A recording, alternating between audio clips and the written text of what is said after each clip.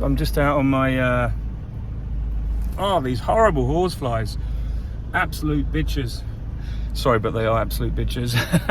I'm out on my apiary rounds, cleaning apiaries, because obviously they've grown since I cut them last in the spring, and we've just had hot, dry weather, but the grass has still grown amazingly long. So I'm out with my truck full of gear. I got my strimmer back and fixed because that wasn't working. I got my big brush cutter with the blade on that will cut through most stuff. Pretty good blade on that. And it's cut down all the bracken. I've got bracken at this apiary. I don't like cutting it because I know it's really good for insects and everything, but you just have to keep everything tidy. Unfortunately, I've got quite a long lead up to this apiary, but it's all cut and done. So the bees are all like so confused because they're like, where the hell are we? We don't recognize any of this, but it's done. So that was a swarm I had in the hedge and they're doing pretty well. I'm gonna have to come and collect these, but the problem is it's the 21st of June, the longest day of the year, and I've got to come out at like crazy o'clock to collect that. I've got another one over here that I'm just going to put my hood up because the bees are really feisty. One over here, that was the swarm on the ground. So that's been done, but that's got lots of pollen going in. That looks great. We'll cut around that. And all these hives, there's some good strong hives, but there's also a few weak ones in the end. This whole valley up there is all chestnuts. I don't want to really deplete the big colonies from their strength, but I can take a couple of frames of brood out of each one, and what I'm going to do is make up a new colony or boost a weak one. But I may even come tomorrow. Now I'm on a roll. It's only midday. I'm going to keep going and try and get all this done. But we are midsummer now, 21st of June. Beautiful weather again. We didn't have much rain. We had about 5 mil. It was better than nothing. There is a few odd thunderstorms forecast for this week.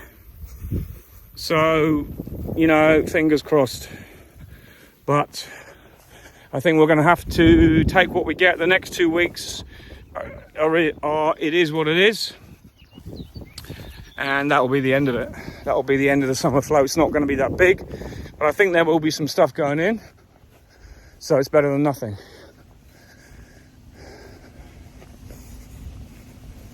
So this is my old strimmer. This is a bit of a beast, still works fine.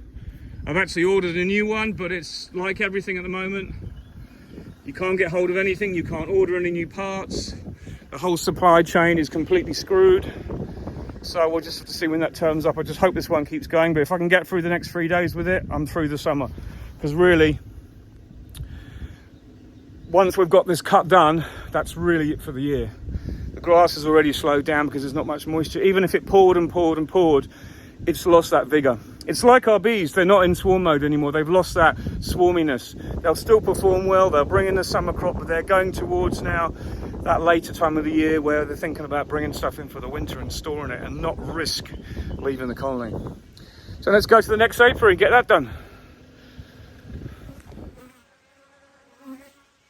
So here we are, they've just baled the hay and taken it away in this apiary. And got a lot of bees up this end, as well as some mini plus there to finish sorting out, which are still not finished. But anyway, this is all strimmed and done. The bees absolutely detest strimming, all out the front of the hive.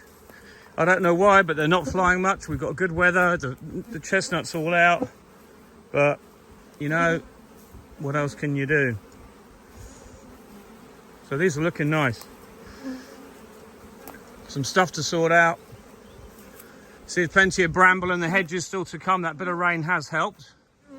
Lots of bramble there, that kind of stuff. But I've also trimmed underneath the hedge because there's a lot of grass going up into it, which will also help a lot. Keep it under control. And these are good. A lot of bees.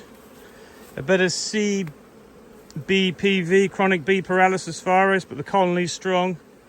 You know, there's a lot of chat on about it at the moment, about the best thing to do and the way to manage it, but there is no way. There's nothing you can do about it. At the end of the day, you can give the bees space. That's one of the ways that helps them get through it. But is it the bees not touching each other so much, or is it the fact they get over it anyway? You know, it's like, what do you do? It's very difficult thing to sort out. It's really difficult to know what the best thing to do is. But I don't believe that giving them space is going to make the slightest bit of difference, but that's just my opinion. Anyway, on to the next one. So I thought obviously I'd show you the before and after. So this apiary isn't too bad. We've got some good bees flying today. We'll get all the gear out, get this one cut quite quickly. It's fairly straightforward. The farmer does, this is like an orchard, and the farmer does most of it, and I just do this bit. Obviously, we've got some nice passage of bees here, less this end, but obviously that's more in the sunshine, but maybe I just can't see them because of the light. But I'll just do the rest of this. I use my big machine for most of it, and I'm going to whiz round the rest, round the tyres after. So it's pretty quick. Well, that's another one done. These bees do not appreciate being strimmed around. I don't know what's going on, there's not much movement of bees, but as soon as I strimmed, the whole lot were all over the place. So that looks good. Another one done. Some good colonies here. Nice and strong. Off to the next one.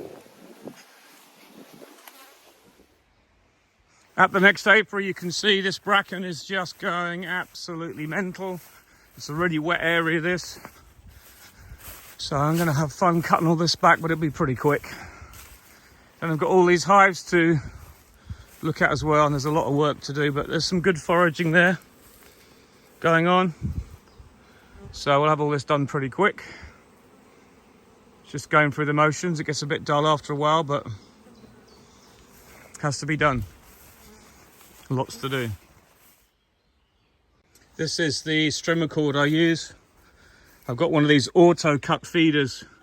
So you push down on the button with the head when you whack it on the ground on a hard surface, and it's got a spring in it, and that allows the bobbin to spin out a bit, and it lets a little bit more cord out. It's really good, especially when you're doing a lot of brambles and rubbish, stuff like that. It's a bit of a pain to wind on, but there is a knack to it, and I'll try and show you the knack. So the knack is, you've got this bobbin here, and you've got to look for the, I know myself which direction to wind it on, but you've got to work that out first. There you go. That's the direction there. But I know also, this bobbin actually, this is at the maximum it can be. So what you've got to do is you've got to untangle your wire, your strimmer cord. And what I do is I actually offset the two ends. So one end is like maybe 4 inches longer than the other. I put them together like that, and then I go to the other end, bend that over. Obviously every strimmer is different, but this is a really big strimmer. So I put that on over the hook and wind it round. And if you keep it tight, it won't vibrate or move inside the bobbin when you're using it. The problem is if it vibrates while you're using it, it heats up and can stick to the inside of the bobbin, and the cord doesn't come out. So there you go. That's on the bobbin. Now you've got the tricky job of getting it into the cleats. So that you've got to kind of hold it and wind it as a knack to it. Got to kind of hold it and then wind it around. I've done this a few times, as you can imagine. This bobbin is actually getting a bit old now, need replacing soon. That's that one in, and that's that one in, they're both in. That was a miracle. So you can see the cord is now wound around, and imagine this is what it does when you press the spring in. It comes down, allows it to unfurl, and then pops back in. Just about an inch each time. But there you go, that's how it works. And it's a really good piece of kit to use. I think it's called Auto Cut by Stihl. But anyway, there you go. So there you go, that's ready to use. Just clips back in. And when you push down on that button, when it's spinning, centrifugal force spins out the cord one little bit more. So it's a really cool piece of kit and saves you a lot of work. But some people don't like it. You need a big strimmer to make it work, a decent strimmer. And this is that. But it's getting old now. I'll be lucky if it makes the rest of the season. I'm hoping I can just get it all serviced, put back together, and I can use it to have in an emergency. Just keep it in good condition, keep it stored inside, and then if I'm desperate, I've got it as a fallback in the future. The trouble is I replaced the centre spindle on it a couple of years ago. I've replaced the backpack on it twice that holds the frame. So how many things do you replace? You know, it's just old now. It's, I think, 12, 13 years old, and it's done a lot of work. So, Komatsu, you're good. But it's time for a replacement. So there we are. The weather is hot and shitty, to be honest. It's quite humid. Not very pleasant when you're strumming, but at least I didn't get stung. And I've got all that. You see how tall the bracken is there. But at least my hives can now circulate and there's plenty of bees flying. So I'm off home. It's now 4:45. I've got to stop by the supermarket, blah, blah, blah.